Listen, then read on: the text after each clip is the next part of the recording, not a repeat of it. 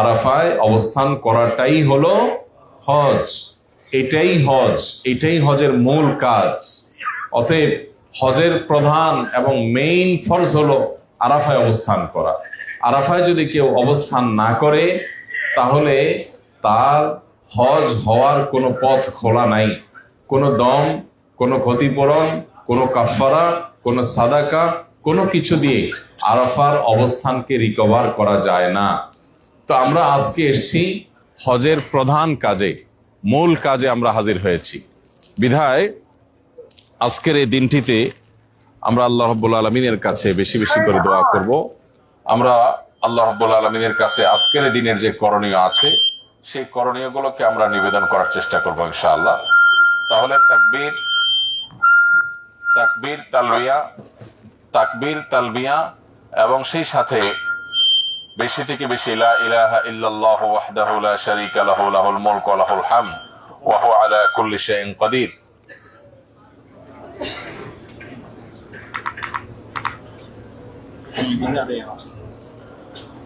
লা ইলাহা ইল্লাল্লাহু ওয়াহদাহু লা শারীকা লাহু লাহুল মুলকু ওয়া লাহুল হামদ ওয়া হুয়া আলা কুল্লি শাইইন কাদির। এটা আমরা বেশি থেকে বেশি আজকে পড়ব এবং আল্লাহ তাআলার কাছে নিবেদন করব ইনশাআল্লাহ। আর জোহর আসরের নামাজের পর ইনশাআল্লাহ সূর্য ডোবা পর্যন্ত আমরা টানা দোয়ার মধ্যে মাশগুল থাকবো ইনশাআল্লাহ। জোহরের নামাজের পর, আসরের নামাজের পর ইনশাআল্লাহ আমরা আল্লাহ যদি তৌফিক দান করে দোয়ার আদব সম্পর্কে কিছু কথা বলেই আমরা দোয়াতে মাশগুল হয়ে যাব। মোহতারাম হাজিরিন, দোয়া কবুলের জন্য উপযোগিতা তৈরি করা দরকার। এই উপযোগিতার মধ্যে অন্যতম উপযোগিতা হলো যে আমরা আল্লাহর কাছে তওবায়ে নাসুহা করা দরকার, খাঁটি অন্তরে তওবা করা দরকার। আমরা আল্লাহ রাব্বুল আলামিনের কাছে নিজেকে নিবেদন করা দরকার যে আল্লাহ, আমি পরিবর্তন হতে এসেছি, আমি চেঞ্জ হতে এসেছি, আমাকে তুমি পরিবর্তন করে দাও, আমাকে তুমি চেঞ্জ করে দাও। তো আমরা আল্লাহ রাব্বুল আলামিনের কাছে সেভাবে নিজেকে নিবেদন করার জন্য মানসিকভাবে প্রস্তুতি নিব। আমরা অসংখ্য অজস্র গুনাহ এবং পাপাচারে কম বেশি জড়িত। আমাদের গুনাহের সমুদ্রে আমরা হাবুডুবু খাচ্ছি। আমাদের সব দিক থেকে আমরা আষ্টে পৃষ্ঠে শয়তান আমাদেরকে বেঁধে ফেলেছে। ইবলিসের শয়তানি এবং আষ্টে পৃষ্ঠে বেঁধে ফেলার কারণে আমরা আল্লাহ রাব্বুল আলামিনের রহমত থেকে বহুগুণ দূরে সরে আছি। আমাদের কাজ হবে আজ নিজের সে সমস্ত বোঝাপড়াগুলো পরিষ্কার করা, আল্লাহ রাব্বুল আলামিনের সাথে আমাদের সম্পর্ককে পুনর্নির্মাণ করার জন্য চেষ্টা করা। আমাদের গায়রুল্লাহ, আল্লাহ ছাড়া আমাদের সম্পদ, আমাদের পদ মর্যাদা, আমাদের নাম যশ খ্যাতি, সামাজিক অবস্থান ইত্যাদি ইত্যাদির মোহ, এগুলো আমাদেরকে আষ্টে পৃষ্ঠে বেঁধে ফেলেছে। এজন্য আমরা বেশি বেশি করে তাকবীর পাঠ করে আল্লাহু আকবার, আল্লাহু আকবার, আল্লাহ সবচেয়ে বড়, আল্লাহ সবচেয়ে মহান, লা ইলাহা ইল্লাল্লাহ, তিনি ছাড়া কোনো উপাস্য নাই, যার জন্য আমি জান ফেদা করব, যার জন্য আমি জীবন উৎসর্গ করব, যার জন্য আমি সব উজাড় করব, যার কথায় আমার জীবনের সবকিছু পরিচালিত হবে, যার জন্য আমার জীবন মরণ সবকিছু নিবেদিত হবে, তিনি আল্লাহ ছাড়া কেউ নয়। তিনি একমাত্র উপাস্য, আর উপাসনা, দাসত্ব, গোলামি, বন্দিগি, ইবাদত অন্য কারোর জন্য নয়। লা ইলাহা ইল্লাল্লাহ, আল্লাহু আকবার, আল্লাহু আকবার, আল্লাহ মহান, আল্লাহ মহান, আল্লাহ সবচেয়ে বড় এবং তিনি ছাড়া কোনো উপাস্য নাই, কোনো মাবুদ নাই, ইবাদতের উপযুক্ত কেউ নাই।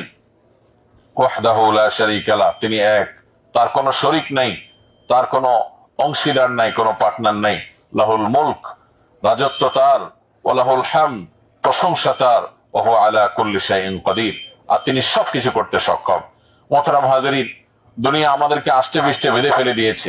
নবী করিম সাল্লাল্লাহু আলাইহি সাল্লাম দোয়া করতেন আল্লাহর কাছে, ওয়ালা তাজআলিদ দুনিয়া আকবার হাম্মিনা ওয়ালা মাবলাগা ইলমিনা, আল্লাহ, দুনিয়া যেন আমার সবচেয়ে বড় মাথা ব্যথার, সবচেয়ে বড় পেরেশানির কারণ না হয়, আমার সবচেয়ে বড় টেনশন যেন দুনিয়াকে নিয়ে না হয়, দুনিয়াকে ঘিরে যেন না হয়। আজ আমাদের জীবনটা এমন হয়ে গেছে, আমাদের সমগ্র জীবনটা যেন আমরা দুনিয়ার জন্যই উৎসর্গ করেছি। সকাল থেকে রাত, দিন কিংবা রাত, সারা সপ্তাহ, সারা মাস, সারা বছর আমরা পাগলের মতো ছুটে বেড়াই। আমরা ছোটবেলায় শৈশবে স্কুলে পড়ি ভালো কলেজের জন্য, ভালো কলেজে পড়ি ভালো ইউনিভার্সিটির জন্য, ভালো ইউনিভার্সিটিতে ভর্তি হই আমাদের ভালো জবের জন্য, ভালো জবের জন্য আমরা চেষ্টা করি ভালো লাইফ লিড করার জন্য। কিন্তু এরপরে কি আমরা বলতে পারি না। একটা ভালো লাইফ লিড করলাম, তারপরে কি? আমাকে তো দুনিয়া ছেড়ে চলে যেতে হয়, যেতে হবে, তাহলে তারপরে কি? এর পরের জন্য আর কোনো প্রিপারেশন থাকে না। আমাদের সিকুয়েন্সটা এসে একটা পর্যায়ে এসে থেমে যায়। আমরা সেই শৈশব থেকে শুরু করি আমাদের উপরে ওঠার যাত্রা, কিন্তু সেটা আমাদের কেরিয়ার নামক এক অদৃশ্য ফিতনা, অদৃশ্য এক আপনার বাউন্ডারি, এখানে এসে আমরা থেমে যাই। এরপরে আর শয়তান আমাদেরকে ভাবতে দেয় না। এই জন্যই নবী সাল্লাল্লাহু আলাইহি ওয়াসাল্লাম দোয়া করেছেন, ওয়ালা তাজআলিদ দুনিয়া আকবার হাম্মিনা ওয়ালা মাবলাগা ইলমিনা। আল্লাহ, আমার সবচেয়ে বড় হেডেক যেন আমার দুনিয়া না হয়। আমার ছেলে, আমার মেয়ে, আমার বিয়ে শাদী, আমার ক্যারিয়ার, আমার সামাজিক মর্যাদা, আমার দুনিয়ার বিভিন্ন প্রাপ্তি চাওয়া, এগুলো যেন আমাদের সবচেয়ে বড় হেডেকের বিষয় না হয়। তার মানে আমার সবচেয়ে বড় হেডেকের বিষয় হবে আমি জান্নাতে যেতে পারছি কিনা, আমার আল্লাহ আমার উপর সন্তুষ্ট আছেন কিনা। মোহতারাম হাজিরিন, শয়তান আমাদের সবচেয়ে বড় শত্রু। এই শত্রু আমাদেরকে দুনিয়া থেকে, জান্নাত থেকে যখন আমরা দুনিয়াতে আসছি, সে আমাদেরকে ভুলিয়ে রেখেছে, সে আমাদেরকে ভুলিয়ে দিয়েছে, সে আমাদের আসল গন্তব্য সম্পর্কে ভুলিয়ে রেখেছে। অথচ এই বাস্তবতা অস্বীকার পৃথিবীর কোনো পাগলও করবে না, যে আমাদের জীবনের গন্তব্য আমাদের শুধুমাত্র কেরিয়ার পর্যন্ত না, কেরিয়ারের পরেও আমাদের লাইফ আছে। আমরা যদি শুধুমাত্র এই মৃত্যু পর্যন্ত যে সামগ্রিক জীবনটা আছে, এই জীবনটার জন্যই সবকিছু করি, তাহলে অনন্তকাল মহাকালের যে যাত্রার পর আর আমরা কেউ রিটার্ন করছি না, করব না। আজ দুনিয়ার সব ধ্বংস হয়ে গেলেও মানুষ ধ্বংসাবশেষ থেকেও তার মূল উদ্ধার করার চেষ্টা করে, উদ্ধার করতে পারে। সেখানে আল্লাহ রাব্বুল আলামিন আমাদেরকে সৃষ্টি করার পর কোরআনের পাতায় পাতায় আল্লাহ বলেছেন যে তোমরা যখন মাটির সাথে মিশে যাবে, তোমরা মরে যখন পচে গলে মাটির সাথে একাকার হয়ে যাবে, তখনও আল্লাহ তাআলা তোমাদেরকে একত্র করতে পারবেন। আজকে আমরা ডিএনএ টেস্টের কথা জানি, আজকে আমরা বৃহৎ বৈজ্ঞানিক গবেষণার কথা জানি যে মানুষ যদি ধ্বংস হয়ে যায়, কোন বিমান যদি একেবারে পুড়ে ছাই হয়ে যায়, ব্ল্যাক বাক্স থেকে তার সব হিস্ট্রি উদ্ধার করা যায়। ঠিক একইভাবে ব্ল্যাক বাক্স থেকে যেভাবে সবকিছু উদ্ধার করা যায়, এটাতে আওয়াজ বেশি শোনা যায় না আগেরটা আওয়াজ বেশি শোনা যায়? ভাই, আগেরটা বেশি শোনা যায়। বসে যান ভাই, জাকাল্লাহ খায়ের, বন্ধ করে বসে যান। দেন দেখি আগেরটা কি চলে কিনা, এটা ঠিক হয়েছে না আবার ডিস্টার্ব করবে? ভাই বসেন, বসে যান, এখানে বসে যান ভাই। জি, আমরা আবার একটু চেষ্টা করে দেখি, আল্লাহ ভরসা। তো ভাই যেটা বলছিলাম যে শয়তান আমাদেরকে ভুলিয়ে রেখেছে। ভাই রে, শয়তান আমাদেরকে ভুলিয়ে রেখেছে। সে আমাদের সামনে দেখিয়েছে, একের পর এক মূলা ঝুলিয়েছে। আমাদের সামনে প্রথম মূলা ঝুলিয়েছে ভালো একটা স্কুলে চান্স পেতে হবে। আমরা পাগল হয়ে গেছি, মা বাপ অস্থির হয়ে গেছেন সন্তানের একটা ভালো স্কুলের জন্য, শিক্ষা প্রতিষ্ঠানের জন্য। এরপরে সেটা যদি আমরা অ্যাচিভ করতে পারি, তারপরে আরেকটা মূলা ঝুলিয়েছে কলেজের জন্য, ভালো কলেজের চান্সের জন্য, সেটা হলে আরেকটা মূলা। এভাবে করতে করতে আমাদের জীবনকে সে এমন একটা অবস্থায় নিয়ে গেছে যে আমাদের যে অনন্তকালের যাত্রা, আল্লাহ রাব্বুল আলামিনের সামনে উপস্থিত হওয়ার যে একটা বিষয়, সেই জিনিসটাকে সম্পূর্ণরূপে ভুলিয়ে রেখেছে। ভলিউমটাকে একটু বাড়ানো যায়? অনেক কম মনে হচ্ছে। ঠিক আছে ভাই, শেষ মাথা শোনা যায়? জি, মাশাআল্লাহ। তো ঠিক আছে, তাহলে আমরা শয়তানকে পরাভূত করার জন্য আমাদের জীবনে যদি একটি মাত্র চান্স আসে, সেটা আজকের দিন। আমাদের জীবনে যদি সারা জীবনের মধ্যে যদি একটি বার চান্স আসে শয়তানকে পরাভূত করার, সেই দিনটা হলো আজকের দিন। কিন্তু এটার জন্য প্রয়োজন হলো নিজের উপলব্ধিকে জাগ্রত করা, আল্লাহর সামনে মনোজগৎকে সেভাবে প্রস্তুত করা। আমরা দুনিয়ার সমুদ্রে ডুবন্ত, সেখান থেকে উঠে আমরা আরাফাতে এসেছি। আমরা আবার যদি সেই সমুদ্রে ঝাঁপ দেই, তাহলে আমরা যেই লাউ সেই কদু হয়ে যাব। এই জন্য আজ আল্লাহর কাছে সবচেয়ে বড় চাওয়া হবে আল্লাহ যেন আমাদের জীবনটাকে পরিবর্তন করে দেন। জীবনের প্রকৃতি, জীবনের আসল মাহাত্ম্য, জীবনের আসল মর্মকে যেন আল্লাহ আমাদেরকে, আপনাকে, আমাকে বোঝার, উপলব্ধি করার তৌফিক দান করেন। ভাইরা আমার, আল্লাহ রাব্বুল আলামিনের কাছে শুকরিয়া আদায়ের পাশাপাশি দোয়া নিবেদন করা, নিজের জীবনের মর্মকে উপলব্ধি করা, জীবনটাকে পরিবর্তন করার সংকল্প করা, এটার চেষ্টা করা দরকার। ভাই, জীবনের বড় একটা অংশ আমরা পার করে ফেলেছি। আমরা এখানে যারা আছি, ছোট শিশুদেরকে হজের জন্য এখন অনুমতি দেওয়া হয় না গত বছর, এবছর থেকে নিয়ে। তো এখন এখানে কোনো ছোট শিশু নাই। আমরা বেশিরভাগ মানুষই আমাদের জীবনের ক্রিম টাইম পার করে ফেলেছি, অথবা জীবনের ক্রিম টাইম পার করতে যাচ্ছি। আমাদের জীবনের মূল্যবান অংশগুলো আমরা ধ্বংস করে ফেলেছি ক্যারিয়ারের জন্য, ধ্বংস করে ফেলেছি দুনিয়ার জন্য। এই মিথ্যা মায়াজাল, এই মিথ্যা মরিচিকা আমাদেরকে পাগল পরা করে দিয়েছে। ভাইরে, দুনিয়ার হাকিকতকে আমাদের বোঝার সুযোগটা দেয় নাই। শয়তান আমাদেরকে একের পর এক চমকের মধ্যে রেখেছে, একের পর এক মূলা ঝুলিয়ে রেখেছে, আমাদেরকে ভুলিয়ে রেখেছে। গোটা কোরআন জুড়ে আল্লাহ তাআলা আমাদেরকে বারবার সতর্ক করেছেন, নবী রাসূলগণ বারবার সতর্ক করেছেন, আমাদেরকে রিমাইন্ড করে দিয়েছেন আমরা যেন ফিরে আসি আপন নিরে, আমরা যেন গন্তব্যের দিকে যাই। আজ সেই সময়, আসুন আমরা আল্লাহর দিকে ফিরে যাওয়ার সিদ্ধান্ত নেই। আমি সিদ্ধান্ত নিচ্ছি, আমি আল্লাহকে বলছি, আল্লাহ আমি তোমার দিকে ফিরে আসার জন্য সিদ্ধান্ত নিয়েছি, কিন্তু আমি পারছি না। শয়তান আমাকে টেনে ধরছে, ইবলিস আমাকে টেনে ধরছে, আমার চিরশত্রু সে আমাকে জাহান্নামে নেয়ার জন্য হাজারো রশি দিয়ে আমাকে বেঁধে রেখেছে। আল্লাহ এই অদৃশ্য রশির বাঁধন তুমি খুলে দাও, তুমি আমাকে মুক্ত করো, তুমি আমাকে জান্নাতের পথে নিয়ে যাও। আল্লাহর কাছে আজ এই আকুতি পাগলের মতো পেশ করার সুযোগ আমাদের হয়েছে। ভাইরা আমার, এই সুযোগ জীবনে আবারও পাবো, আবারও আল্লাহ আমাকে সেই তৌফিক দিবে, সেই গ্যারান্টি আমাদের নাই। আমাদের মধ্যে বহু মানুষ গত বছর আমরা এই আরাফাতের ময়দানে উপস্থিত হয়েছিলাম, কিন্তু এই বছর তারা কবরবাসী হয়ে গেছেন। এই জন্য ভাইরা আমার, জীবনের মর্মটাকে উপলব্ধি করি। আমরা এখানে সফেদ সাদা কাপড়ে একত্র হয়েছি, আমরা এখানে সবাই একাকার হয়ে গেছি। এখানে অনেক পদস্থ ভাইরা আছেন, এখানে আমাদের অনেক পদস্থ বোনেরা আছেন, এখানে অনেক বড় বড় দুনিয়ার দৃষ্টিকোণ থেকে বড় বড় ভাইরা আছেন, এখানে সম্পদের দিক থেকে অনেক সচ্ছল, অনেক রিচ মানুষগুলো আছেন। সবাই আমরা একাকার হয়ে গেছি। কিয়ামতের ময়দানটা এর চেয়ে ভয়ঙ্কর হবে। এখানে আমাদের পরনে পোশাক আছে, সেখানে সেটাও থাকবে না। আম্মা জান আয়েশা রাদিয়াল্লাহু তাআলা আনহা বলেছেন, হে আল্লাহর রাসূল, ছেলেদের পরনে পোশাক না থাকলে সেটা একটা পর্যায় পর্যন্ত চলে, কিন্তু মেয়েরা ছেলেরা যেখানে একাকার থাকবে, কারোর পরনে পোশাক না থাকলে তখন মেয়েদের লজ্জার অবস্থা কোন পর্যায়ে গিয়ে দাঁড়াবে। নবী আলাইহিস সালাম বলেছেন, আয়েশা, সেদিনকার ভয়াবহতা এত চরম হবে যে কেউ কারোর দিকে তো দূরের কথা, নিজের দিকে তাকাবার সুযোগ হবে না। কেউ নিজের পরনে কিছু আছে কিনা সেই সেন্সটুকু তার থাকবে না। কোথায় কার কি আছে, কে যাচ্ছে কে আসছে সেটা দেখবে না।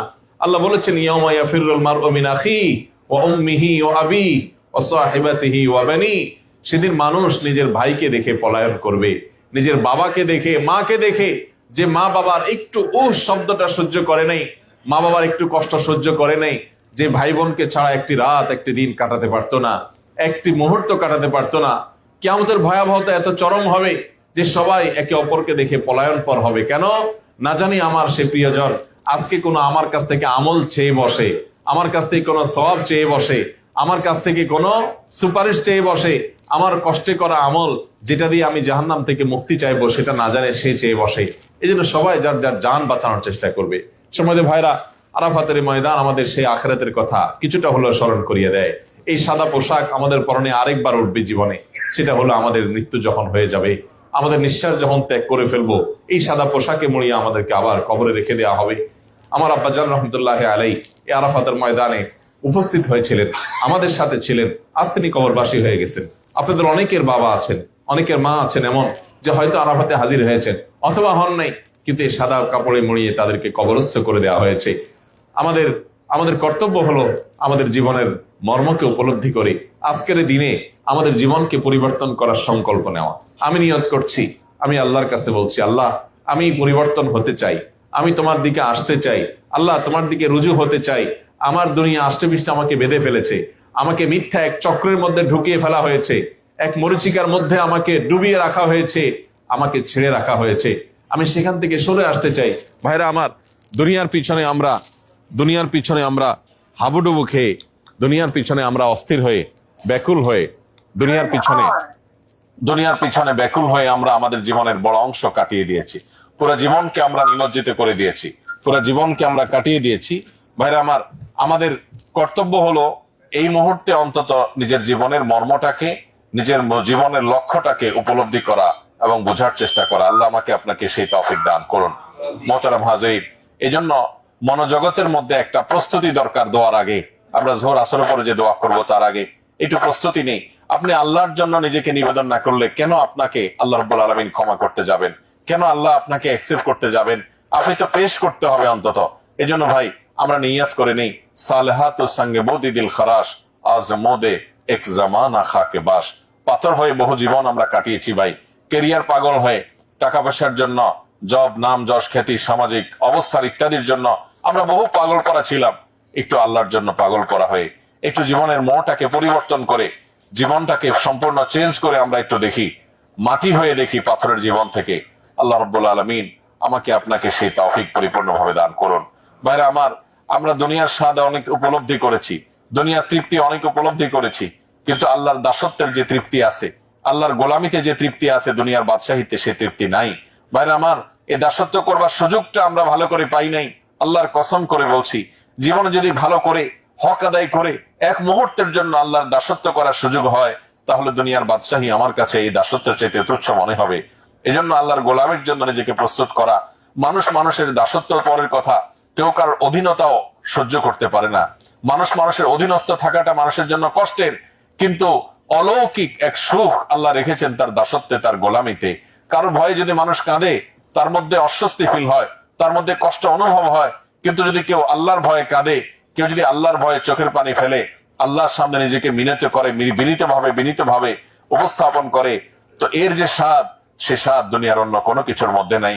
ভাইরা আমার, আরাফাতের ময়দানের আল্লাহর কাছে দোয়ার যে স্বাদ, যে তৃপ্তি, আজ আমাদেরকে তৌফিক দিবেন হয়তো ইনশাআল্লাহ।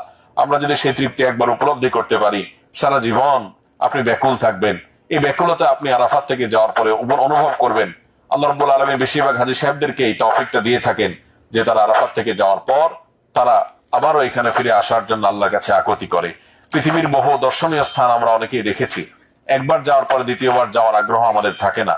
কিন্তু ইব্রাহিম আলাইহিস সালাম দোয়া করেছেন আল্লাহ রাব্বুল আলামিনের কাছে যে আল্লাহ, আপনি এই মক্কার দিকে মানুষের মন যেন আকৃষ্ট হয়ে থাকে, মানুষ যেন এই মক্কার ভালোবাসায় যেন শিখতে থাকে, সব সময় তাদের অন্তরে যেন মক্কার ভালোবাসা থাকে, আপনি যেন এই মক্কাকে সেরকম করে দেন। আল্লাহ সেরকম করে দিয়েছেন।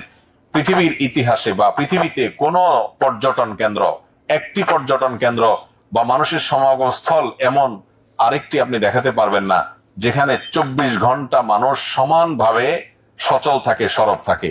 একমাত্র মক্কাতুল মুকাররমা, এই হারাম, মসজিদে হারাম, রাত 12টা কি হয়, 1টা হোক, 2টা কি 3টা হোক, দিনের ভর দুপুর হোক কিংবা গভীর রাত হোক, 24 ঘন্টা এই মক্কা নগরী সরব, এখানে বাইতুল্লাহ সরব। আল্লাহ রাব্বুল আলামিন ইব্রাহিম আলাইহিস সালামের দোয়া এমন কবুল করেছেন যে আল্লাহ রাব্বুল আলামিন এটার প্রতি গোটা বিশ্বের মানুষের মানসিকতা, ভালোবাসা, আকর্ষণ এমন ভাবে দিয়েছেন। এখানে অনেক ভাইরা আছেন 20 বার, 30 বার, 40 বার, বিশেষ করে হজের সার্ভিস দিতে গিয়ে হাজী সাহেবদেরকে আসার তৌফিক হয়েছে। প্রথমবার আসার পর এরপরে আর আসতে চাই নাই বা ভালো লাগে নাই, এমন মানুষ পৃথিবীতে পাওয়া বড় কঠিন হবে, বড় জটিল হবে। বরং যিনি একবার এসছেন তিনি পরের বার আসার জন্য পাগল করা থাকেন, ব্যাকুল থাকেন। এই জন্য ভাইরা, আজকের দিনের মাহাত্ম্যটাকে আমরা বোঝার চেষ্টা করি, উপলব্ধি করার চেষ্টা করি। আমরা আল্লাহর কাছে আকুতি মিনতি করে দোয়া পেশ করার জন্য প্রস্তুতি নেই। সবকিছুর আগে আমরা আল্লাহর জন্য নিজেকে নিবেদন করি, আল্লাহকে বলে দেই যে আল্লাহ, আমি সিদ্ধান্ত গ্রহণ করেছি, তোমার দিকে আমি ফিরে আসছি, যেটাকে তওবা বলে, যেটাকে রুজু ইলাল্লাহ, ইনাবা ইলাল্লাহ বলে। আল্লাহ বলেছেন আনিবু ইলাল্লাহ, তোমরা আল্লাহর দিকে ফিরে আসো। আল্লাহ বলেছেন আলাম ইয়ানি লিল্লাযিনা আমানু আন তাখশা কুলুবুহুম লিযিকরিল্লাহ, যারা আল্লাহর প্রতি ঈমান এনেছে তাদের কি জীবনে এখনো সময় হয় নাই যে তারা আল্লাহর দিকে ধাবিত হবে, তারা আল্লাহর ভয়ে অন্তরটাকে বিগলিত করবে? এই সময়টা এখনো আসে নাই। ভাইরা আমার, শয়তান আমাদের জানের শত্রু, আমাদের জীবনের শত্রু। কোরআনের পাতায় পাতায় শয়তানকে আল্লাহ শত্রু হিসাবে চিহ্নিত করেছেন। শয়তান আমাদেরকে নানাভাবে পরিচিত করে আজকের দিনটিকে বরবাদ করার জন্য আমাদেরকে মোবাইলে, স্মার্টফোনে, ফেসবুকে, ইউটিউবে, গল্প গুজবে, বিভিন্ন কিছুতে আমাদেরকে সে ব্যস্ত রাখার চেষ্টা করবে। আমরা সংগ্রাম চালাবো, আমরা শয়তানের বিরুদ্ধে সংগ্রাম চালাবো। আল্লাহর কাছে দোয়া করে সামর্থ্য চেয়ে নিব যেন আজকে আমরা আমাদের সেই দোয়াগুলো নিবেদন করতে পারি যেগুলো আল্লাহ কবুল করবেন ইনশাআল্লাহ। ভাইরা আমার, এই জন্য আমরা নিজেকে জীবনের পরিবর্তন করার, আরাফাতের ময়দান হোক আমাদের জীবনের ফিঙ্গারপ্রিন্ট, এটা হোক আমাদের জীবনের চেঞ্জিং পয়েন্ট, এটা হোক আমাদের জীবনের টার্নিং পয়েন্ট। এখান থেকে আমরা নিয়ত করে নেই যে ভাইরা, যে গুনাহের সাথে জড়িত আছি, বহু মানুষ আমরা বহু নাফরমানের সাথে জড়িত আছি। ভাইরা আমার, আল্লাহর নাফরমানিতে তৃপ্তি আছে, সন্দেহ নেই। আপনি কোন গুনাহ করে কোন স্বাদ পাচ্ছেন হয়তোবা, কিন্তু আল্লাহ রাব্বুল আলামিনের দিকে ফিরে আসার, গুনাহ ছেড়ে ফিরে আসার যে তৃপ্তি আছে, গুনার মধ্যে সেই তৃপ্তি নাই। এখানে অনেক আল্লাহর বান্দা আছেন, এই তাবুতে বহু ভাইরা আছেন, আমাদের বোনরা অনেকেই আছেন যারা জীবনে বহু কিছু আল্লাহর জন্য ত্যাগ করেছেন। ভাইরে, আল্লাহর কাছে জান্নাতের মতো এরকম মহা নেয়ামত চাইবেন, সবচাইতে ছোট জান্নাতিকে গোটা পৃথিবীর চাইতে গোটা পৃথিবীর চাইতে 10 গুণ বড় জান্নাত দেয়া হবে। সবচাইতে ছোট জান্নাতিকে সে জান্নাতের নেয়ামত সম্পর্কে নবী আলাইহিস সালাম বলেছেন যে হাদিসে কুদসিতে আল্লাহ বলেছেন, আ'আদাতু লি'ইবাদিয়াস সালিহিন মা লা আইনুন রাআত ওয়ালা উযনুন সামিআত ওয়ালা খাতারা আলা কলবি বাশার। আল্লাহ বলেছেন, আমি আমার বান্দাদের জন্য এমন সব নেয়ামত আমি রেডি করে রেখেছি যা কোনো কান সেগুলোর বর্ণনা শুনে নেই, কোন চোখ সেগুলো দেখেনি, কোন অন্তর সেগুলোর কল্পনা করে নেই। দুনিয়ার আঙ্গুর, সেখানকার আঙ্গুর হবে যে তার একটা স্যাম্পল, যে স্যাম্পলের সাথে মূলের আসলে মৌলিক ভাবে বহু পার্থক্য আছে। জাস্ট আকারে হয়তো বা নামে হয়তো এক হতে পারে, এই নামের বাইরে সেগুলোর গুণগত পার্থক্য আসমান এবং জমিনের চাইতেও বেশি, মানুষের কল্পনারও অতীত আল্লাহ তাআলা সেই নিয়ামত রেখেছেন। আল্লাহর কাছে সেই জান্নাত আশা করব, অথচ আল্লাহর জন্য কোনো স্যাক্রিফাইস করব না, ভাইরা কিভাবে সম্ভব? এই জন্য আজ আল্লাহর কাছে আমরা কোরবানি পেশ করব, আজ আমরা কোরবানি দিব, আজ আমরা স্যাক্রিফাইস করব। আমার কোনো কানেকশন যদি আল্লাহর অসন্তুষ্টির কারণ হয় সেটাকে আমরা কাট করে দিব। আমাদের কোনো হারাম রিলেশন থাকতে পারে, সেটাকে আমরা আল্লাহর জন্য কাট করে দিব। তাতে কেউ নারাজ হয়ে যায় যাক, কেউ সম্পর্ক নষ্ট হয়ে যায় যাক, কেউ আমাদের উপর অসন্তুষ্ট হয়ে যায় যাক, কেউ রুষ্ট হয়ে যায় যাক, আল্লাহর জন্য এতটুকু স্যাক্রিফাইস নিবেদন করে যদি আজকে আল্লাহর কাছে দোয়া করি, সেটা কবুল হওয়ার সম্ভাবনা অনেক জোরালো হবে। এই জন্য আমাদের দোয়ার আগে আসুন আমরা নিজেদেরকে একটু নতুন করে পরখ করি, আমাদের ল্যাকিংস এর জায়গাগুলো কোথায়, আমাদের ত্রুটির জায়গাগুলো কোথায়। অনেক ভাইরা হারাম উপার্জনের সাথে জড়িত আছেন, অনেক ভাইরা আছেন বহু গুনাহের সাথে জড়িত, আমি অনেক গুনাহের সাথে জড়িত আমার অজান্তে। আমরা এগুলো থেকে আল্লাহ রাব্বুল আলামিনের কাছে তওবা করে ফিরে আসার জন্য সংকল্প করা, প্রতিশ্রুতি দেওয়া আল্লাহকে, এটা হলো আজকে আমাদের দোয়াগুলোকে কবুল করানোর সবচেয়ে বড় মাধ্যম, সবচেয়ে বড় উপায়। এই জন্য ভাইরা আরাফাতের ময়দান থেকে আসুন আমাদের জীবনকে পরিবর্তন করি। অনেক ভাইরা আছেন যারা হারামের সংশ্লিষ্টে আছেন, হারামের সম্পর্ক আছে, ব্যবসা করেন, ব্যবসার ভিতরে অসাধুতা করেন, আল্লাহকে সন্তুষ্ট করার জন্য সাধুতার পেছনে ফিরে আসেন, সাধুতার দিকে, সৎ ব্যবসার দিকে ফিরে আসেন। এটা করতে গিয়ে ব্যবসা কমে যাবে, এটা করতে গিয়ে ব্যবসা থেমে যাবে, এটা করতে গিয়ে আপনার দৌড় অনেকটা কমে যাবে। যাক, এতটুকু স্যাক্রিফাইস আপনি করলে আল্লাহর কাছে জান্নাত আপনি আশা করতে পারেন। এই জন্য ভাই আল্লাহর কাছে সেগুলোকে আমরা নিবেদন করবো। আল্লাহ আমাদের সবাইকে তৌফিক দান করুন। ভাইরা আমার, আমরা এখানে যতক্ষণ আছি, এই শুধু এই সময়টুকু না, সারা জীবনটা আল্লাহর সামনে পরিপূর্ণ আব্দ এবং গোলাম হিসাবে নিবেদন করার চেষ্টা করব। আজকে আমরা যে সাদা মাঠা পোশাকে আসছি, এই সাদা মাঠা পোশাক থেকে আমরা সাদা মাঠা জীবন যাপন, আমরা আল্লাহর বান্দা হয়ে থাকার জন্য সংকল্প করা, নিয়ত করা দরকার। আল্লাহ আমাদেরকে সেরকম তওবায়ে নাসুহা বা খাঁটি তওবা করে যাওয়ার তৌফিক নসিব করুন। ভাইরা আমার, আজ আমরা পরস্পরের প্রতি সমস্ত হিংসা, বিদ্বেষ, শত্রুতা এগুলো ভুলে যাওয়ার দিন, এগুলো সব ভুলে যাওয়ার দিন, সব মাফ করার দিন। আমরা আল্লাহর বান্দাকে মাফ করে দিব, তাহলে আল্লাহ আমাকে মাফ করবেন। আমরা শিরক থেকে মুক্ত হব ইনশাআল্লাহ, আল্লাহ আমাদেরকে মাফ করবেন।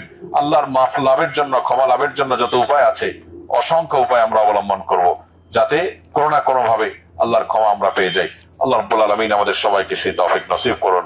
ভাইরা আমার, আমরা আরাফাতে আগামীকালকে, আজকে রাতে মুজদালিফাতে এবং কালকে মিনায়, আমরা এই পুরো সময় জুড়ে, পরশু মিনায়, আমরা পুরো সময় জুড়ে ইনশাআল্লাহ আমরা চেষ্টা করব সহযাত্রী হাজিদেরকে কিভাবে খেদমত করা যায় আল্লাহকে সন্তুষ্ট করার জন্য। আমি খুঁজবো যে আমার ভাই আশপাশে যারা আছেন, বন্ধুদের মধ্যে আমাদের আশপাশে যারা আছেন, কাকে একটু খেদমত করা যায়, কাকে একটু সেবা দেওয়া যায়, কার ব্যাগটা অনেক ভারী হয়ে গেছে, আমার হাতটা খালি আছে, আমি একটু সেটা বহন করে দিলাম। প্রত্যেকটা গ্রুপে, এখানে যে কয়েকটা গ্রুপ আছেন, প্রত্যেকটা গ্রুপে এমন হাজি আছেন যিনি একটু বয়সে একটু হয়তো বেশি বৃদ্ধ, হয়তো শারীরিকভাবে অসুস্থ, কিভাবে একটু তার সেবা করা যায়, তার কাছে যাওয়া যায়। আমরা অনেক সেলফিশ হয়ে গেছি, আমরা অনেক আত্মকেন্দ্রিক হয়ে গেছি, আমরা এত আত্মকেন্দ্রিক হয়েছে যেটা মুসলমানের হওয়ার কথা না। আমাদেরকে শয়তান সেরকম আত্মকেন্দ্রিক বানিয়ে ফেলেছে। আজকের পৃথিবীটাকে এমন ভাবে ডেভেলপ করা হয়েছে, এমন সোসাইটি আজকে তৈরি করা হয়েছে, মানুষ সবাই নিজেকে নিয়ে ভাবে। আমাদের চিন্তার গণ্ডি আমি, আমার মা বাপ, বড়জন আমার ছেলে সন্তানের বাইরে ভাই বোন, এর বাইরে আমি আমার আর জগৎ রাখিনি। বাকি পৃথিবী ধ্বংস হয়ে যায় যাক, আমি শুধু এইটুকুর মধ্যে আমার চিন্তাকে সীমাবদ্ধ রেখেছি। ইমানদার অনেক ব্রড হবে, ইমানদার অনেক প্রশস্ত হবে, সে তার চিন্তার গণ্ডিকে এর চাইতে অনেক প্রশস্ত দেখবে, অনেক বড় করে দেখবে। এই জন্য আমার সহযাত্রী হাজিকে আছেন, এমনকি আমার কাফেলার না, আমার গ্রুপের না, যদি সুযোগ হয়, যদি দরকার হয়, এরকম ভাইকে আমি হেল্পের জন্য এগিয়ে আসবো না, আমাদের সাথে হাজি না, আমি দেখবো না, অথবা আমার আপন কেউ না, আমি দেখবো না, এটা ইমানদারের সিফত না। এই জন্য ভাই, আমাদের সার্বিক নেকামলের পাশাপাশি মানুষের উপকার করা, পুরো হজ জুড়ে আমরা চেষ্টা করবো কিভাবে কার উপকার করা যায়, কাকে এক গ্লাস পানি দেওয়া যায়, কাকে একটু তিনি হাঁটতে পারছেন না, ধরে একটু ওয়াশরুমে নিয়ে যাওয়া যায়, কারো হুইল চেয়ারটা একটু ঠেলে দেওয়া যায়, কারো ব্যাগটা একটু কাঁধে নেওয়া যায়, আমরা এই চেষ্টাটা করতে থাকবো ইনশাআল্লাহ। আল্লাহ আমাদেরকে বেশি বেশি করার তৌফিক দান করুন। ভাইরা আমার, আমরা পুরো জীবনটাকে আল্লাহ রাব্বুল আলামিনের কাছে নিবেদন করার জন্য যা যা দরকার সেটা আজকে নিবেদন করব ইনশাআল্লাহ। জোহর এবং আসর আমরা এখানে নামাজ আদায় করব, এরপরে আমরা টানা দোয়া করতে থাকবো সূর্য ডোবা পর্যন্ত। সূর্য অস্ত হওয়ার পর ইনশাআল্লাহ আমরা আরাফাত ত্যাগ করব। আরাফাত ত্যাগ করে আমরা মুজদালিফায় যেয়ে আজকে আমাদের কাজ হবে মুজদালিফাতে রাত্রি যাপন করা। মুজদালিফায় রাত্রি যাপন করা ওয়াজিব। যদি মুজদালিফায় রাত্রি যাপন কেউ না করেন তার জন্য দম দিতে হবে, আবশ্যক হবে। এজন্য মুজদালিফা আমাদেরকে রাত্রি যাপন করতে হবে। রাতের সামান্য অংশ যদি আমরা যাপন করতে পারি, কোনো কারণে এমন হলো আপনি বাসে গেছেন, জ্যামে পড়েছেন, এমনও হয়েছে গত 2 বছর, গত বছরের আগের বছর এমন হয়েছে আমরা রাত 10টার সময় বাসে উঠেছি, রাত 3টার সময় তখনও মুজদালিফার বর্ডারে বাস ঢুকতে পারে নাই। তখন আমরা বাস থেকে নেমে গিয়ে হাঁটা শুরু করেছি এবং ফজরের নামাজের ওয়াক্ত হওয়ার মাত্র 15 মিনিট সম্ভবত আগে আমরা কোন রকম মুজদালিফার বর্ডারে ঢুকে মাগরিব এশা পড়েছি, আর তখন ফজরের আজান হয়ে গেছে। তো এই জন্য সামান্য মুহূর্তেও যদি মুজদালিফাতে অবস্থান করা যায় রাতের, তাতে ইনশাআল্লাহ রাত্রি যাপনের দায়িত্ব আদায় হয়ে যাবে। আমরা মুজদালিফাতে কোনো টাওয়ার সিস্টেম নাই, কোনো এরকম আপনার ডিজাইন, এরকম সুন্দর ওয়েল প্ল্যান কোনো কিছু নাই, বরং সেখানে প্রচুর পরিমাণে লাল কার্পেট, মোটা কার্পেট রাখা আছে সরকারি ভাবে। এই কার্পেট গুলো যার যার মতো করে নিয়ে সেগুলোতে আমরা অবস্থান করবো ইনশাআল্লাহ। আমাদের বোনরা যারা আছেন, যাদের সাথে ফ্যামিলি আছে, ফ্যামিলিকে সাথে নিয়ে আমরা একটা কার্পেটে অবস্থান নেব ইনশাআল্লাহ। সেখানে সবাই খোলা আকাশের নিচে শুয়ে থাকেন, রাতে গরম থাকে না, ঘুমানোর মতো পরিবেশ থাকে আলহামদুলিল্লাহ। আমরা এখান থেকে বিকালে শুকনা খাবার কিছু পাবো, সেই স্যান্ডউইচ বা শুকনা কিছু খাবার সাথে নিয়ে নিব, বাস এটাই আমাদের রাতের খাবার। সেখানে আলাদা কোনো খাবার কারোর জন্যই সার্ভ করার কোনো সুযোগ নেই। তো ইনশাআল্লাহ আমরা মুজদালিফাতে রাত্রি যাপন করার পর আমরা আগামীকাল ভোরে আল্লাহ যদি তৌফিক দান করেন ফজরের ওয়াক্ত হওয়ার পর আউয়াল ওয়াক্তে আমরা নামাজ পড়বো। আর মুজদালিফায় গিয়ে আমরা মাগরিব এশা পড়বো। দেখুন এখানে মাগরিবের ওয়াক্ত হবে কিন্তু নামাজ পড়া যাবে না। আপনি দেখবেন আশেপাশে কোন কোন হাজি নামাজ পড়তেছে, জামাতের সাথে অনেক হাজি নামাজ পড়তেছে, অথচ এটা নিষেধ। নবী করিম সাল্লাল্লাহু আলাইহি সাল্লামের সুন্নাহ এবং আদর্শ হলো আরাফাতের ময়দানে সূর্য ডুবার পর আমরা চলে যাব মুজদালিফায়। মুজদালিফায় গিয়ে যখন নামাজ পড়বো ততক্ষণে মাগরিবের ওয়াক্ত ডেফিনেটলি থাকবে না, তখন ওয়াক্ত যায় যাক। ইসলাম হলো মুহাম্মদ সাল্লাল্লাহু আলাইহি সাল্লামের ফলো করার নাম, অনুসরণ করার নাম। এটার একটা অন্যতম উদাহরণ হলো এই আমলটা। নামাজের ওয়াক্ত চলে যাচ্ছে যাক, মুহাম্মদ সাল্লাল্লাহু আলাইহি সাল্লাম যদি আল্লাহর পক্ষ থেকে ওহী প্রাপ্ত তো তিনি যদি বলে থাকেন যে মাগরিব এশা একসাথে পড়া, তিনি যদি করে থাকেন তো আমি সেটাই করব। এটাই হলো ইসলাম, আনুগত্য এবং ফলো করা আল্লাহর দূতকে, আল্লাহর রাসূলকে সাল্লাল্লাহু আলাইহি সাল্লাম। তো এই জন্য ভাই আমরা আরাফাতে গিয়ে প্রথম কাজ হবে ওযু না থাকলে ওযু করে আমরা প্রথমে মাগরিব, এক আজানে প্রথমে মাগরিব, এরপরে একামত দিয়ে আবার এশা, 2জন 3জন করে করে 5জন 7জন 10জন করে করে ছোট ছোট জামাত হবে। সেখানে আমরা আসলে কেউই আর এরকম একতাবদ্ধ ভাবে সবাই থাকা হয়তো সম্ভব হবে না। হয়তো একই গ্রুপের হাজি 2 বাসে ভাগ হয়ে যেতে পারে, আর যদি একসাথে থাকা হয়তো আলহামদুলিল্লাহ। তো আমরা মাগরিব এশা পড়ে সেখানে পাথর বা কঙ্কর পাবো মুজদালিফাতে, কঙ্কর নিয়ে নিব। আমরা আগামীকালকের জন্য 7টা কঙ্কর আমরা নিয়ে নিব, 7টা কঙ্কর কালকে বড় জামরাতে মারবো। এরপরের 2 দিনের জন্য 21টা করে মোট 42টা কঙ্কর, আর 7টা সহ মোট 49টা কঙ্কর আমরা নিব। আর যদি কেউ 13ই জিলহজ মিনা থেকে যান তাহলে তিনি আরো 21টা প্লাস করে মোট 70টা কঙ্কর নিবেন। এই কঙ্কর গুলো কুড়ানোর পর আমাদের কাজ হবে আমরা ড্রাই ফ্রুট যেটা সাথে নিব, এটা খাওয়ার পর আমরা শুয়ে যাবো ইনশাআল্লাহ মুজদালিফাতে। আর কিছু না পাইলে নিজের এহরামের কাপড়টা বিছায়, এক্সট্রা এহরামের কাপড় যেটা আছে এটা বিছায় আমরা শুয়ে পড়বো ইনশাআল্লাহ। যদিও কার্পেট পাওয়া যাবে ইনশাআল্লাহ, কার্পেট যদি না পাওয়া যায় ইনকেস নেই, হতে পারে যে আমি দেরিতে গেছি, কার্পেট সব দখল হয়ে গেছে, কারো না কারো কার্পেটের কোনাকাঞ্চিতে কিছু একটা জায়গা বের করা যাবে, কার্টুন পাওয়া যাবে, খালি কার্টুন বিছিয়ে আপনি শুয়ে যেতে পারবেন। আমরা সরলতার সবচেয়ে শ্রেষ্ঠ উদাহরণ মুজদালিফাতে পাবো। আমির, ধনী, গরিব, সবাই একাকার, কারোর জন্য কোনো আলাদা সিস্টেম নাই, সবাইকে এক কাতারে আল্লাহ রাব্বুল আলামিন সেখানে শোয়ার এবং আমাদেরকে অবস্থান নির্দেশ করেছেন। মুজদালিফাতে রাত্রি যাপনের পর যদি কোনো অসুস্থ মানুষ থাকেন, বৃদ্ধ মানুষ থাকেন যিনি ভিড়ের মধ্যে চলতে পারবেন না, মহিলা মানুষ থাকেন অসুস্থ অপারগ ভিড়ের মধ্যে চলতে পারবেন না, তারা চাইলে মধ্যরাতের পর মুজদালিফা থেকে জামারাতে রওনা হতে পারবেন। শুধু তারা, তাদের সাথে যারা সহযোগী হিসেবে আছেন, একজন বৃদ্ধ মানুষের সাথে হুইল চেয়ার ঠেলার জন্য কেউ আছেন, একজন বৃদ্ধ রোগী আছেন তার সাথে সহযোগী হিসাবে কেউ আছেন, তিনিও সাথে যেতে পারবেন। এটা মধ্যরাতের পর। মধ্যরাত কখন হবে সেটা সূর্য ডুবছে কয়টা কত মিনিটে, আর ফজর ওয়াক্ত হচ্ছে কয়টা কয় মিনিটে, এই দুইটার মাঝামাঝি সময়, এটা হতে পারে 12:30 বা 12টা 1টা, তো আনুমানিক 1টা 1:30টার পর হয়ে যায়। তো এরপরে আমরা চাইলে অসুস্থ যারা তারা চলে যেতে পারবো জামারাতে, তাতে রাস্তাঘাট ভিড় হওয়ার আগে আগে তারা জামারাতে যাবেন। জামারাতে গিয়ে ফজরের পরে তারা জামারাতে পাথর মেরে তারা মক্কার দিকে চলে যাবেন। আর বাকিরা সবাই সুন্নাহ হলো ফজরের ওয়াক্ত হওয়ার পর, আউয়াল ওয়াক্তের পরে ফজর নামাজ জামাতের সাথে পড়বো ইনশাআল্লাহ। ফজর নামাজ জামাতের সাথে পড়ার পর আমাদের কাজ হবে, আল্লাহ তাআলা বলেছেন ফাইদা আফাদতুম মিন আরাফাত ফাযকুরুল্লাহ ইনদাল মাশআরিল হারাম। আল্লাহ বলেছেন যে তোমরা হজ করতে এসে আরাফাত থেকে যখন মুজদালিফাতে আসবে, আসার পর তোমরা ফাযকুরুল্লাহ ইনদাল মাশআরিল হারাম, মাশআরে হারাম যেটা মুজদালিফাকে বলা হয়েছে, সেখানে একটা মসজিদ আছে, মসজিদের নাম হলো মসজিদে মাশআরে হারাম। এই মাশআরে হারাম বা মুজদালিফাতে আল্লাহ রাব্বুল আলামিনকে তোমরা স্মরণ করো, জিকির করো। এই জন্য আমরা একান্তে আল্লাহকে স্মরণ করব, নিজের জীবনের মর্মকে উপলব্ধি করব, আল্লাহর সাথে কথা বলবো।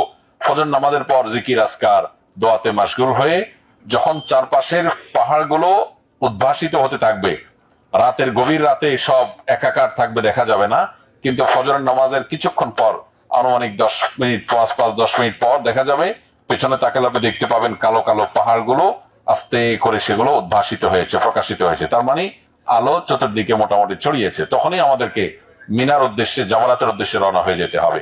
একেবারে সূর্য ওঠা পর্যন্ত অপেক্ষা করা ভুল, বরং একটু আলো হয়ে যাওয়ার পর, চারদিকটা আলো হয়ে যাওয়ার পর মুজদালিফা থেকে রওনা হতে হবে। আমাদের হারানোর ভয় সবচেয়ে বেশি থাকে মুজদালিফাতে। যত মানুষ হারায় তার প্রায় বেশিরভাগই কিন্তু মুজদালিফাতে হারায়। এই জন্য যাদের সাথে ফ্যামিলি আছে বা নিজের সাথে অন্য লোক আছে যার হারানোর ভয় আছে, আপনি মুজদালিফাতে তাকে একদম হাতে হাতে ধরে রাখতে হবে এবং ওয়াশরুমে যাবে আপনি বাহিরে অপেক্ষা করতে হবে। যদি সেটা না করেন, কারণ মুজদালিফার জায়গাটা এরকম যে সব জায়গায় একাকার, কোনো লোকেশন বলা কঠিন, কোনো ট্রেন নাই, ট্রেন নম্বর নাই, আপনি কাউকে একবার হারালে দ্বিতীয়বার খুঁজে পেতে কষ্ট হবে। এই জন্য যার হারানোর ভয় আছে তিনি কোনো অবস্থায় তাকে একা ছাড়বেন না। আর নিজেরা একা কেউ থাকবো না, চেষ্টা করব মিনিমাম 3-4 করে করে ছোট ছোট গ্রুপ করে হলেও একত্রে থাকার, যে একজন অসংখ্য সবাই আমরা বাইরে দাঁড়ায় থাকবো, তিনি আসবে তারপরে যাব। যদি গ্রুপ মেনটেন করা যায় তাহলে ইনশাল্লাহ আমাদের হারানোর ভয় কমে যাবে। মুজদালিফার কালকের দিনটা, আজকে রাতের সময়টা আমাদের জন্য খুবই গুরুত্বপূর্ণ, যাতে আমরা কোনো অবস্থাতে সহযাত্রী কাউকে ফেলে না যাই। আমি আবারও বলছি, আপনার হজ আল্লাহর কাছে কবুল হওয়ার জন্য আপনি কত তাসবিহ নিবেদন করেছেন, এর চাইতে বেশি গুরুত্বপূর্ণ আপনি আপনার সহযাত্রী হাজির প্রতি কতটা সদয় হয়েছেন, কতটা আন্তরিক হয়েছেন। আবারও বলি, সেই সহযাত্রী হাজি কি আমার গ্রুপের, আমার পরিচিত, এমনকি আমার দেশের কিনা, আমার দেখার দরকার নেই। আল্লাহর বান্দা হতে পারে, তার হজ কবুল হয়ে গেছে, আমি তার সেবা করে আল্লাহকে খুশি করতে পারবো। এই জন্য আমরা চেষ্টা করবো মুজদালিফাতে কোঅপারেশন করার যতটুকু সম্ভব, গ্রুপ ওয়াইজ একে অন্যকে আমরা কোঅপারেশন করবো ইনশাআল্লাহ। এরপর মুজদালিফা থেকে যখন আমরা জামারাতে যাব, জামারাতে যাওয়ার রাস্তা নিয়ে কোনো পেরেশানির দরকার নেই। আমাদের সকলকে জামারাতেই যেতে হবে, দেয়ার ইজ নো ওয়ে, অন্য কোনো রুটই নাই। আপনি যেদিকে হাঁটবেন জামারাতে আপনাকে যেতে হবে। আপনি শুধু মানুষের ফ্লো খেয়াল করবেন, সবাই কোন দিকে যাচ্ছে, জাস্ট ইট, সবগুলো রাস্তা গিয়ে এক জায়গায় মিশবে। তবে লক্ষ্য রাখতে হবে আমাদেরকে টিন শেডে ঢোকার চেষ্টা করতে হবে। টিন শেডে আমরা যদি আর্লি মর্নিং হাদিসে যেভাবে বলা আছে সেভাবে যাই, তো ইনশাআল্লাহ গত বছর আমার মনে আছে যে আমরা মক্কায় জামারাতে পাথর মেরে মক্কায় গিয়ে পৌঁছেছি, তখন সকাল 7টা বাজে, মাত্র সকাল 7টা বাজে, সূর্যের আলো উত্তাপ বেড়ার আগে আগে আমরা মক্কায় পৌঁছে গেছি। অর্থাৎ আপনি যদি সময় মতো বের হন, ইনশাআল্লাহ এবছরও সেরকম ইলিগাল বা আনঅফিসিয়াল হাজি নাই। সৌদি গভর্নমেন্ট খুব স্ট্রিক্টলি সেটা মেনটেন করছে, ফলে ইনশাআল্লাহ রাস্তাঘাটে আননেসেসারি ভিড় হবে না, আল্লাহ চাহেন তো ভিড় হবে না। আমরা ইনশাআল্লাহ মক্কাতে পৌঁছে যাব। আমরা চেষ্টা করবো মুজদালিফা থেকে যাওয়ার পর, কিছুদূর যাওয়ার পর খেয়াল করবো দূর থেকে প্যালেস্টাইন কোথায়, টিনশেড রোডটা কোন জায়গায়। অন্য রোড দিয়েও যেতে পারবেন, কিন্তু প্যালেস্টাইন হলে সুবিধা হবে, আপনি ছায়া দিয়ে যেতে পারবেন। একেবারে মিনার যদি সবচেয়ে বাম কোল ঘেসে যান, তাহলে আপনাকে প্রচুর পাহাড় ভাঙতে হবে, অর্থাৎ অনেক পাহাড়ি রোড, উঁচা রোডে উঠতে হবে যদি আপনি একেবারে বাম, টোটাল বাম ঘেসে যান। এই জন্য আপনি একেবারে টোটাল বাম না যেয়ে মিনার মাঝামাঝি রাস্তা কোনটা দূর থেকে লক্ষ্য করে ওই রুটটাকে আপনি ফলো করার চেষ্টা করবেন, এবং টিন শেড দূর থেকে দেখা যায় কিনা বা ওখানে লোকজনকে জিজ্ঞাসা করবেন। অবশ্য এখানে ক্লিনার বলেন, পুলিশ বলেন, সবাই ওয়ান টাইম, এরা কিছু চিনে না, আন্দাজে বলে। এই জন্য বিভিন্ন দেশের রিপ্রেজেন্টরা, ইন্ডিয়ান, পাকিস্তানি, বাংলাদেশি, তারা বিভিন্ন গাউন বা ওই যে আপনার কি বলে ওটাকে, কোটি পরা থাকে, তাদেরকে দেখলে, তাদেরকে জিজ্ঞেস করলে সবচেয়ে প্রপার ডিরেকশন আপনাকে তারা দিতে পারবে ইনশাআল্লাহ। তো যাই হোক, আপনি টিনশেড রোডে যদি কোনোভাবে ঢুকে যেতে পারেন, ইনশাআল্লাহ নিশ্চিন্তে আপনি চোখ বন্ধ করে ডাইরেক্ট জামারাতে বের হবেন। যদিও সব রোডই জামারাতে যাবে, কিন্তু এটা একটু আরামের সাথে যাবে। মাথার উপরে ছায়া থাকবে, দুই পাশে ফ্যানের বাতাস থাকবে, এবং পথে পথে পানি সব রোডে কম বেশি থাকবে ইনশাআল্লাহ। পানির কোনো অভাব থাকে না। তারপর নিজের সাথে বোতলে অল্প একটু পানি হলেও রেখে দিব, কারণ ডিহাইড্রেশনে এখানে মানুষ অসুস্থ হয়। এখানে মানুষ মেজর অসুস্থতা হয় ডিহাইড্রেশনে, বিধায় পানি আমার সাথে অল্প একটু রাখবো, আর পথে পথে পানি আমি পাবো ইনশাআল্লাহ। ভয়ের কোনো কারণ নাই। যিনি অসুস্থ, চেষ্টা করবো কিভাবে তাকে একটু হাতে ধরে একটু সামনে এগিয়ে নিয়ে যায়। আল্লাহ আমাদেরকে তৌফিক দান করুন। ভাইরা আমার, এরপর ইনশাআল্লাহ আমরা জামানাতে পাথর মারার পর, বড় জামানাতে শুধু পাথর মারবো, আর কোনো কাজ নাই, সেখানে দোয়া নাই, কিছু নাই। তালবিয়া আমাদের চলতে থাকবে, তাকবীর আমাদের চলতে থাকবে। কতক্ষণ পর্যন্ত? জামারাতে পাথর মারার আগ পর্যন্ত। জামারাতে পাথর মারার আগ পর্যন্ত আমরা তালবিয়া তাকবীর চলতে থাকবে। কখনো তালবিয়া কখনো তাকবীর, এই দুইটা আমরা প্যারালালি বলতে থাকবো। জামারাতে পাথর মারতে গেছি, বিসমিল্লাহি আল্লাহু আকবার, আল্লাহু আকবার, আল্লাহু আকবার, 7টা কঙ্কর নিক্ষেপ করেছি, আমার জামারাতে পাথর মারার ডিউটি শেষ। কেউ যদি অসুস্থ হয়, মুজদালিফা থেকে জামারাতে যাওয়ার মতো ফিজিক্যাল কন্ডিশন না থাকে, তার পক্ষ থেকে অন্য কেউ পাথর মেরে দিতে পারবে, এর জন্য কোনো দম দিতে হবে না। কিন্তু মুজদালিফা থেকে মক্কায় যাওয়ার পথটা নট ইজি, সেক্ষেত্রে তাকে নিজস্ব ব্যবস্থাপনায় অনেক সময় অপেক্ষা করে টোরে কোনোভাবে পুলিশ বা অন্য কারোর হেল্প নিয়ে হয়তো তাকে মক্কায় পরে যেতে হবে। যাই হোক, তো জামারাতে পাথর মারার পর আমরা সোজা পাথর যে যেখানে মারবো, 4টা ফ্লোর আছে, তো যে যে ফ্লোরে মারি মেরে সোজা হাঁটতে থাকবো, সোজা নাক বরাবর। সোজা হাঁটার পর সামনে এরো চিহ্ন আসবে, ইউ টার্ন। আমরা ইউ টার্ন ফলো করবো না, বিকজ আমরা কেউ তাঁবুতে ব্যাক করবো না। আমরা সবাই মক্কা যাবো, মক্কার দিকে যে ইন্ডিকেটর দেওয়া আছে ইংলিশে আরবিতে লেখা, আমরা সেদিকে, অর্থাৎ সোজা যাব। সোজা গেলেই মক্কা। আপনি ইউ টার্ন করার জন্য বামে বা ডানে মোড় নিবেন না, আপনি সোজা যাবেন। যদি উপরে থাকেন, স্কেলেটার হয়তো আপনাকে নিচে নামাবে, আর যদি মাঝে বা নিচে থাকেন, তাহলে সোজা আপনাকে নিয়ে যাবে। সোজা যাওয়ার পর আপনি শুধু মক্কার সাইনবোর্ড, একটু পর সাইনবোর্ড আছে, কোনো টেনশন নাই, আপনি শুধু সাইনবোর্ড ফলো করবেন, আপনাকে মক্কার দিক নিয়ে যাবে। আনুমানিক মিনিট 5 থেকে 7-8 মিনিট হাঁটার পর আপনি বামে একটা রোডে প্যাডিস্টাইন বা ওই যে টিনশেড রোডের মাথা দেখতে পাবেন। বাস, আপনি মাথা ঢুকে গেছেন বা আপনি হারাও ঢুকে গেছেন, আর টেনশন নাই। এই মাথার এটা দিয়ে ঢুকলে, এটা শেষ মাথা দিয়ে বের হলে আপনি আবু জেহেলের বাড়ি এবং মারওয়া পাহাড় দেখতে পাবেন সোজা নাক বরাবর, কোনো পেরেশানি নাই। আর যদি কারোর ফিজিক্যাল কন্ডিশন এত খারাপ হয় যে হাঁটার অবস্থা নাই, তাহলে জামারাত থেকে নেমে যেই ইয়ের কথা বললাম, পেডিস্টানের কথা বললাম, ঠিক তার আগে বা ওই জায়গাতে গিয়ে হাতের বামে তাকালেই আজিজিয়া বিন দাউদ সুপার মার্কেট নাম করা, ওখানে জিজ্ঞাসা করলে যে কেউ দেখা দিবে। সেখান থেকে ট্যাক্সি ট্যাক্সি পাওয়ার সম্ভাবনা আছে, কিন্তু 100 রিয়ালে ভাড়া, 500 রিয়াল হবে, 1000 রিয়াল হবে, হয়তো ফুল ট্যাক্সি 1000 রিয়াল চাইবে, এবং তাও কতদূর যাইবে, কতক্ষণে যাইবে বলা কঠিন, কিন্তু অসুস্থ হলে তাদের জন্য সেটা শেষ অবলম্বন। তো ইনশাল্লাহ কালকে আমরা এভাবে মুজদালিফার কাজ শেষ করব। মুজদালিফার কাজ শেষ করে মিনার জামারাতের কাজ শেষ করার পরে আমাদের মাথা মুন্ডন করার ব্যাপার, এটা নিয়ে আমরা অনেকে পেরেশান আছি, কারণ এই বছর সবার সবার কোরবানির টাকা যথাযথ নিয়মে সৌদি গভর্নমেন্টের কাছে নিয়ে নেওয়া হয়েছে। তারা তাদের মতো কোরবানি করবে 3 দিন ধরে। ফোকায়ে হানাফের মতে, হানাফি মাযহাব অনুসারে মাথা মুন্ডন করার আগে কোরবানি করার আগে মাথা মুন্ডন করা জায়েজ নাই, কিন্তু অন্যান্য ওলামাদের মতে জায়েজ আছে। আর এটা যেহেতু অপারেক সিচুয়েশন, দারুল উলুম করাচি সহ অন্যান্য জায়গার ফতোয়ায় স্পষ্ট করে ওলামায়ে কেরাম ফতোয়া দিয়েছেন, যেহেতু আপনার কোরবানির দায়িত্ব সৌদি সরকার নিয়েছে, এবং সেটা তারা 3 দিন ধরে এই 15 লাখ মানুষের কোরবানি করতে থাকবে বাই রোটেশন।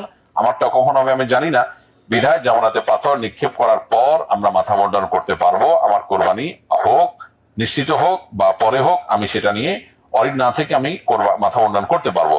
বিধায় মক্কা গিয়ে আমরা মাথা মুন্ডন করলে আমরা সাধারণ পোশাক পরে ফেলতে পারবো, এহরাম করে ফেলতে পারবো। আর চাইলে আমি মাথা মুন্ডন পরে করে তফসাই করে ফেলতে পারবো, শেষে মাথা মুন্ডন করতে পারবো। বুদ্ধিমানের কাজ হলো, যদি আপনি মক্কা আগে পৌঁছেন, করে একটা জায়গায় বসে একটু দোকানে গিয়ে একটু জুস খান, একটু পানি খান, পারলে একটা পেন ক্লিয়ার কিছু নাস্তা খেয়ে খান, যদি ব্যথা ট্যাথা থাকে আর একটু চা খান, এরপর আপনি তফসাই করে ফেলেন। কারণ সকালে আর্লি আপনি যে ফ্রি পাবেন, পরে আস্তে আস্তে দিন যত গত হবে হারামে, তত মানুষের ভিড় বাড়তে থাকবে, তত বেশি আপনার জন্য তফসাই করাটা কঠিন হবে। বাস, তাহলে আমরা এভাবে ইনশাআল্লাহ কালকের দিন এবং পরশুর দিনটা অতিবাহিত করব। আল্লাহ রাব্বুল আলামিন আমাদেরকে হজ্জে মাবরুর এবং আমাদের দোয়াগুলোকে আল্লাহ মাকবুল দোয়া হিসাবে আল্লাহর কাছে নিবেদন করার তৌফিক নসিব করুন।